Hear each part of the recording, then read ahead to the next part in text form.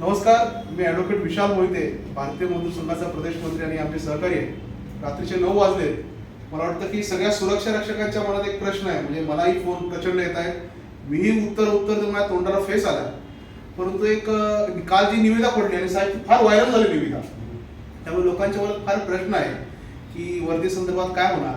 आपले कामगार मंत्री याबद्दल फार पॉझिटिव्ह आहेत. यापूर्वीच मी सांगितलंय, मंडळाचे सर्व अधिकारी चांगल्या रीतीने प्रयत्न करत आहेत.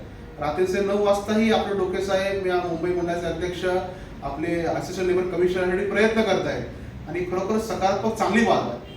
महाराष्ट्रातील सर्व सुरक्षा रक्षकांना मी आश्वासित करू इच्छितो की जी निविदा जी फिरते आणि तुम्ही सगळे टेन्शनमध्ये आहे, साहेब निविदा निघाली, आता जुनाच कपडा मिळणार का.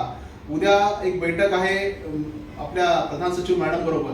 त्या बैठकीमध्ये साहेब स्वतः जाणार आहेत आणि त्यामध्ये काही निर्णय होईल. सर्वांना आम्हाला आशा आहे की एक चांगला निर्णय होईल.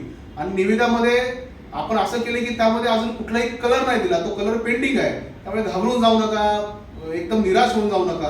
काहीतरी चांगला पॉझिटिव्ह निर्णय, कारण की देवेंद्र फडणवीस यांनी मागच्या ज्या बैठकीमध्ये डीसीएम साहेबांनी क्लिअर कट निर्देश दिले की हे सर्व मंडळी माझी आहेत आणि या मंडळाचा ड्रेस चेंज झाला पाहिजे.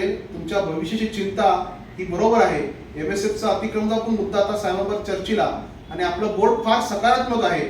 सतत त्यांच्याबद्दल पत्रव्यवहार करतोय. वाशीचे सुरक्षा रक्षक आहेत, आयुर्वेदचे सुरक्षा रक्षक आहेत, नेरूळचे आहेत. हे सगळे आता रात्री 9 वाजता या ठिकाणी प्रेझेंट आहेत बोर्डाच्या ऑफिसमध्ये.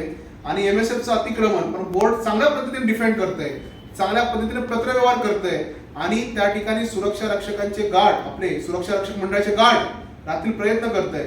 नवी मुंबई महानगरपालिकेची शंका होती, त्यामध्ये आपला एकही गार्ड कमी केला नाही.